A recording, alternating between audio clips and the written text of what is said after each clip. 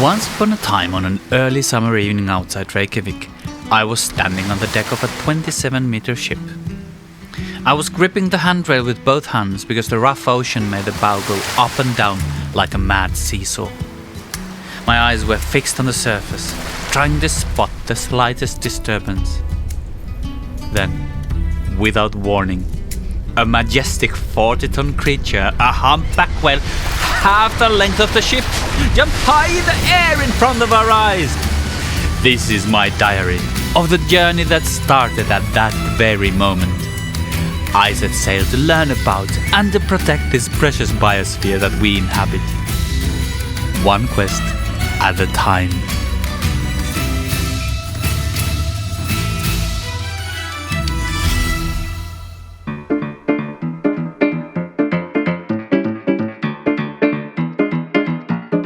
I took a purple nitrile glove from a backpack, picked up the slug and put it in a 50 milliliter sample tube. It was probably the Spanish slug, Arion vulgaris, but based on a visual inspection with a naked eye only, could equally well be the black slug, Arion ater, or the red slug, Arion rufus. As with many invertebrates, a definite identification requires expertise and examination of, as usual, the genitalia. If I get into the university, I may soon have easy access to a lot of valuable expert knowledge. After closing the lid of my computer in the Helsinki Fair Center on May 29th, I waited for an answer. Did I make it or did I not? Will I call myself a freshman in September? Well, I know the answer now.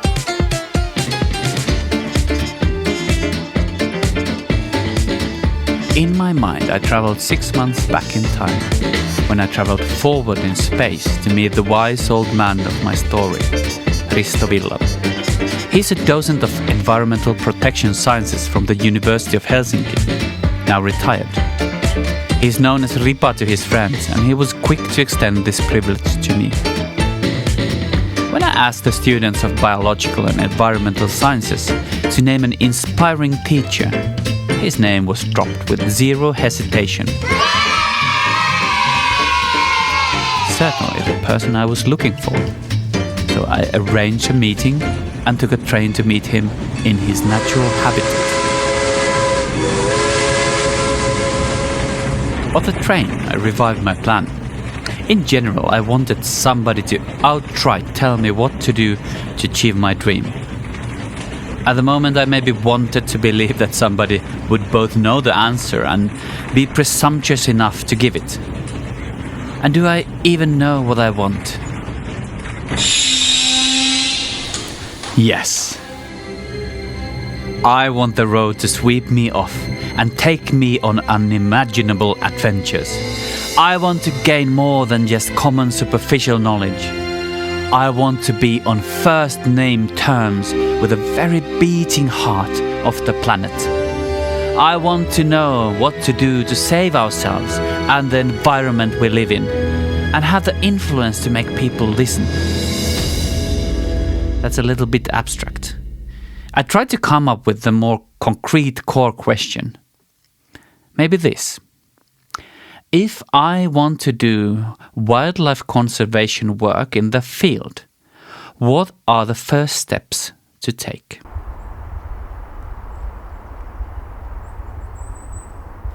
When I arrived, he was at the station to greet me. We decided to drive to a little forest close to a lake with bird-watching towers. He asked me if I was cold, and I assured him that I was wearing enough. So we sat on log chairs at the bonfire site that looked bleak and lonely this time of the year. The winter was chasing the fall and would reach it at any moment. The ground was already frozen in many places, and the air had a mixture of the exuberant, earthy smell of September decay and the crisp, metallic bite of the northern winter wind. I put up my equipment and started recording. And I pray that I can live up to your confidence and never disappoint you. In 1977, Jimmy Carter became the 39th President of the United States, and pardoned those found guilty of Vietnam War-era draft evasion. Boney M was the only foreign artist in the Finnish top 10 with both Daddy Cool and Ma Baker. The guillotine was used for the very last time in France. The first Star Wars movie came out and Elvis Presley died, or so they say. It was also the year Ripa entered the University of Helsinki. He would be studying under Pekka Nuorteva, a professor who grew to become the grand old man of environmental protection science in Finland. Ja, eli Pekka Nuorteva oli Helsingin yliopiston ympäristönsuojelutieteen professori, ensimmäinen professori, eli 75- Nuorteva was appointed as the first professor of environmental protection science at the University of Helsinki in 1974 by President Urho Kekkonen, who was the President of the Republic for 4 consecutive terms from 1956 to 1982. His power was so absolute for nearly 3 decades that elections became a mere formality. In the end, he was challenged by his Prime Minister Koivisto, who would take over the post as the father of the land after Kekkonen. Once in power, seeing how disproportionately powerful the president was, Koivisto promoted restricting the presidential rights of power. Of course, Soviet Union was highly influential, and a great deal of foreign affairs was focused on managing amicable relations with a big neighbor. This was the political environment of the time. Ripa tells me how environmental protection science is not the subject anymore and has been replaced by the subject of environmental science, dropping the specifier protection. His title of the Environmental Protection Science Lecturer still carried the word protection, and now that he was awarded the title of docent, it will persist as long as he lives. But he's the last of his kind. Back in those days, the departments were small, and it was typical that there was one professor with a single assistant in each department and subject. For years, Nuorteva used to be that professor, and Ripa the assistant. Nuorteva died in 2022, and talking about him makes Ripa emotional. He was a great role model, and like a second father for him. Aloitin opinnot 77 syksyllä, niin meidän eka ekskursio tehtiin kaatopaikalla. When he started in 1977, their first excursion in the fall was to a waste landfill. The students were standing there facing their choices. But birdwatching and visiting pretty places wouldn't save the world, he thought. 80-luvun alussahan perustettiin ympäristöministeriö ja kunnallinen ympäristöhallinto ja yhtäkkiä. When they were freshmen, Professor Nuorteva told them that none of them would find jobs after graduating. They would need to create their own jobs. 2 graduates had found employment, one as a landfill caretaker, the other as a vegetarian restaurant chef. A lot of progress was waiting around the corner, though. The Ministry of Environment, for example, was founded in 1983, but in the 70s, the career paths were limited. Ripa made choices as he went on, without a bigger plan, but was drawn towards the pedagogical side of the science. His professor recognized his assistant's appetite for teaching and gave him more and more responsibility for arranging it. Though, according to him, the courses often used to be rotten, so improving on them was not difficult. Here I am, talking with a pioneer, beloved by his students, and a trailblazer whose impact is undeniable. But he has some regrets in his life. Koijärvi, literally translated as Moth Lake, sits in the Tavastia region. After its attempted draining in 1910, it became a marshy wetland and an important site for birds. Almost 70 years later, in 1979, it suddenly became the epicenter of environmental activism and accelerated the awakening of the environmental movement in Finland. Some farmers had revived the draining plan, which would destroy the habitat, and started the works with their own permission. Back then, there were 2 TV channels, one of which did not even broadcast every day. News was transmitted once a day. On Easter Saturday 1979 at 8:30 p.m., the story reached environmental activists through the public broadcast service. Tänä aamuna hieman ennen kello 6 oli tilanne Koijärven laskuojalla tämän kaltainen. One of them was Ville Komsi, who later was to become a member of parliament.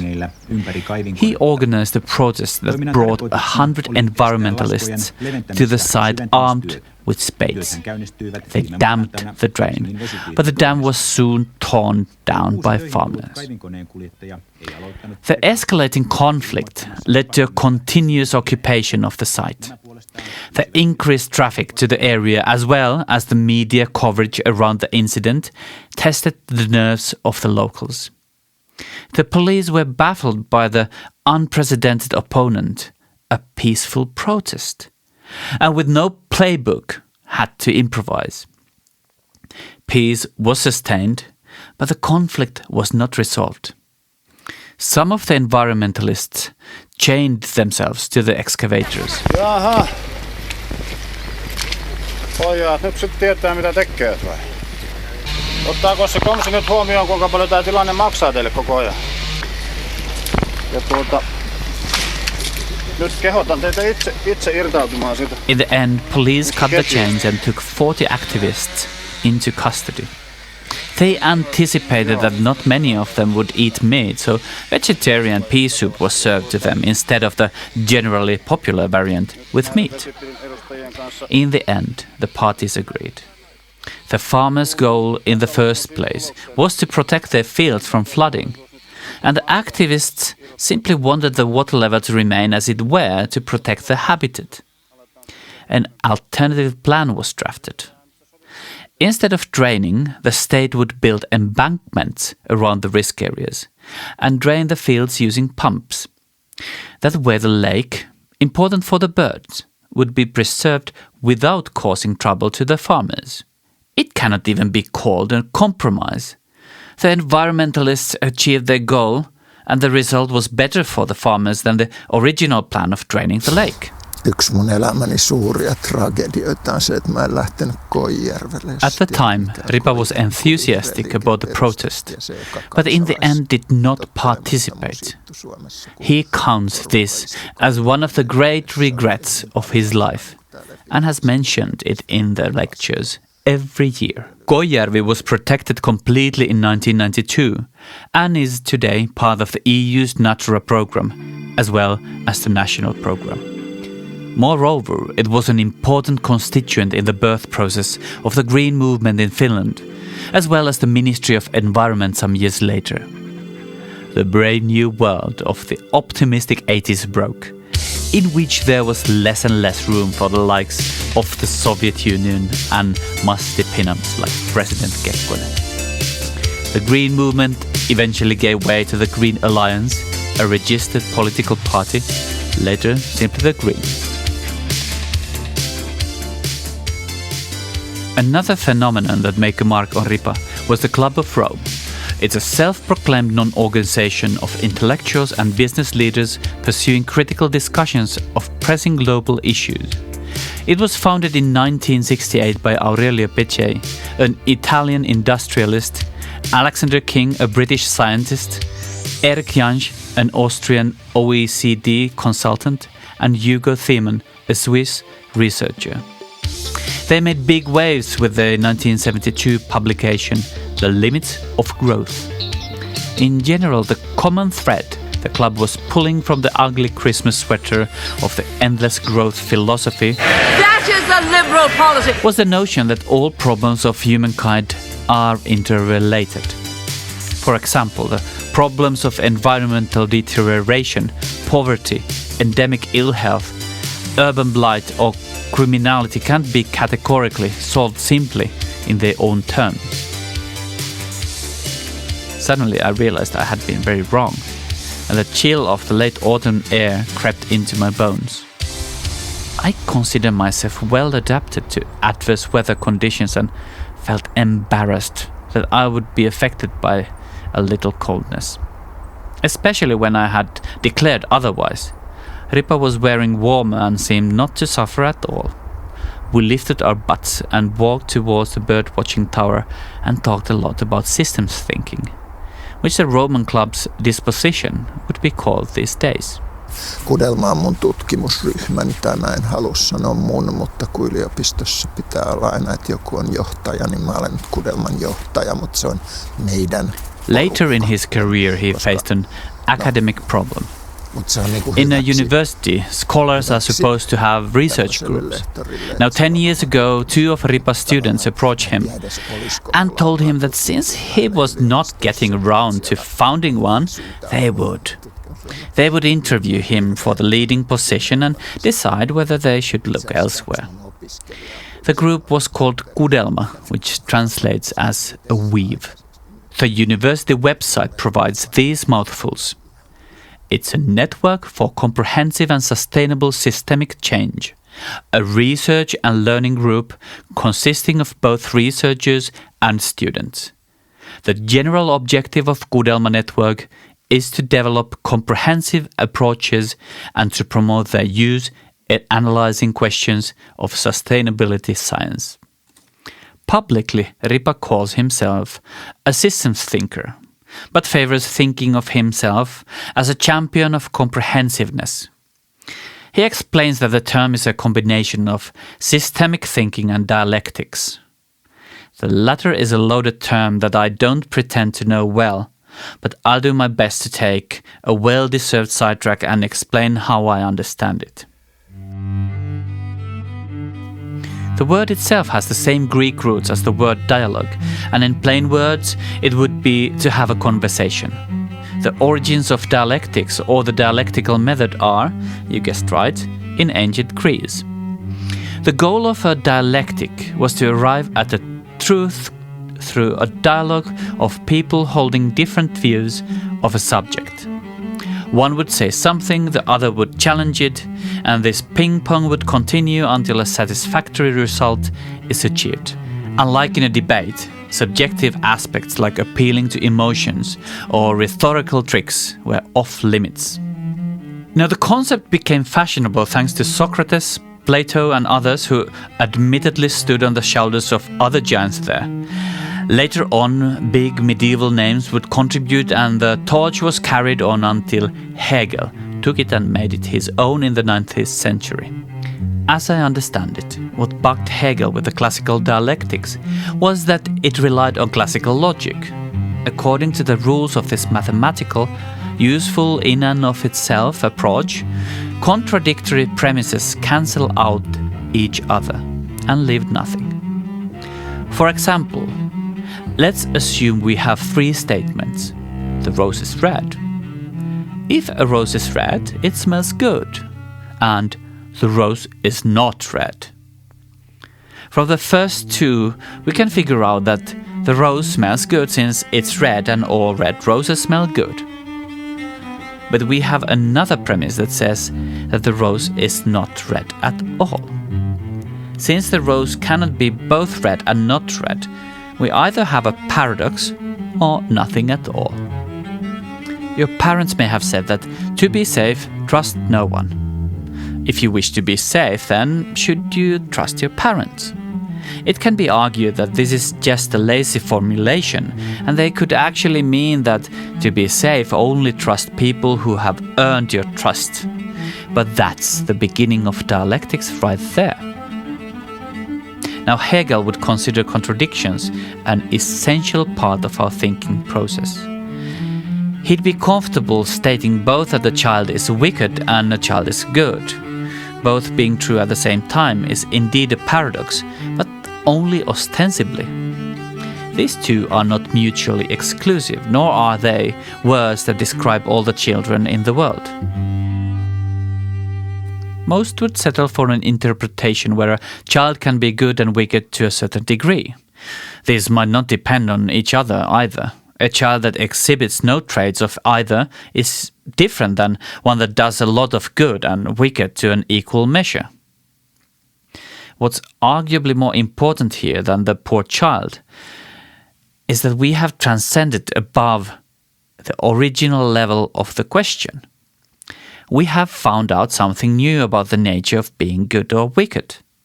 At first we thought it was either or. Now we think that they are two independent measures. Well, along came Marx, who is known to many as a Soviet revolutionist who worked to abolish capitalism.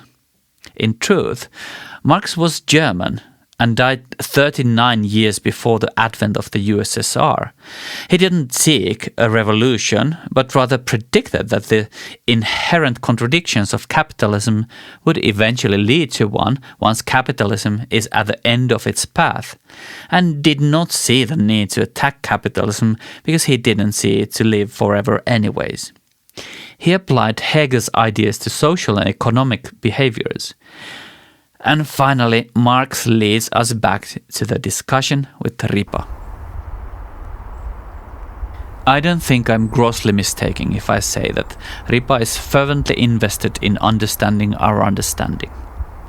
Their research group, leaning on thousands of years of philosophy that we just spitted by, has come up with a framework they call GH.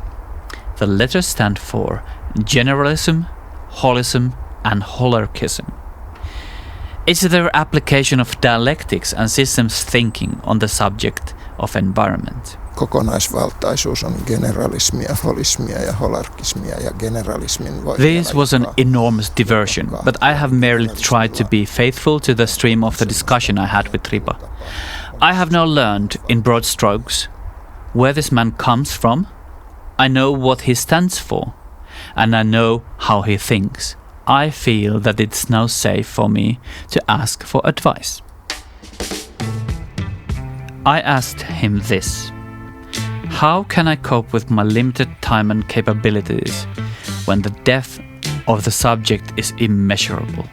Mä teen nyt sen ajatusleikin, että hän niinku itse kokisi, että hän paremmin First of all, it helps me to be merciful to myself. No one can understand everything. If I like glass jar biology or studying bacteria, then I should concentrate on that and trust that together we will sort even the biggest problems out. On the other hand, the holistic characters are not always interested in glass jars, and that's alright too. Then there is a third kind. They don't want to excel in the glass jar juggling more than restrict themselves on the holistic level. They are kind of good at nothing, but they are comfortable moving between the holarchistic levels and can connect things on different scales. Some would maybe say outside the box. In the end, he responded in a way that I was kind of expecting. Do what you think you can do best, but also that I might be both a generalist and a specialist at heart. If a choice needs to be made, think of what you are more. If it comes to 51-49, then be true to yourself. One way to go forward is to concentrate on learning what you are worst at. I think all the advice and non-advice complemented each other in a way that felt deeply dialectic. All the contradictions left me right where I was at the beginning, and I did not know where to go next. But I also gained insight and courage to make the choice. Ripa is one of the few people who has received all 3 major teaching recognitions awarded by the University of Helsinki: the Magister Bonus Prize in 1997, the Eino Kaila Prize in 2006, and founding memberships of the Teachers Academy in 2013. And I can see why. I felt that he had a genuine interest in my pursuit. I hope I see him soon again. He is a genuine rock star, and I mean that literally. I felt that Ripa gently encouraged me towards environmental sciences, but as you know, I ultimately chose to study biology, and I received a letter from the university. It turned out that my work had paid off and I would commence my studies in September. I immediately let my employer know that I would be applying for a part-time study leave. I just wish I could dedicate my time to studying alone, but Since our government in their wisdom chose to discontinue the adult education benefit, I have no choice but to continue working part-time. Time will soon tell how that will work out for me. And the slug that I found? I put the Arion under the knife to take a look at its genitals. The null hypothesis was that it was what it stereotypically looked like, the Spanish slug, Arion vulgaris, an invasive species that is a familiar guest in a Finnish garden pretty much everywhere below the Arctic Circle. But could it be that the hasty identification is based on fear? I can't say I knew very well what I was doing, but in the end, with huge help from my Koivunen et alia book on the Finnish slugs and snails, I could make some educated observations about the slug's reproductive organs. I'm almost positive it was not the usual suspect after all. I managed to destroy some evidence with my clumsiness, but I was left with two candidates, the red and the black slug. Their variations can look alike. Since it's known to curl up to a half ball when disturbed, I would put my money on the black slug, Arion ater. I'm not sure what the lesson here is. At least I learned something about the anatomy of a slug. But maybe the most important lesson was that there definitely lives one of those glass jar biologists in my soul. And by the way, this is Ripas Band, Valtaisa luonnontalouskoneisto.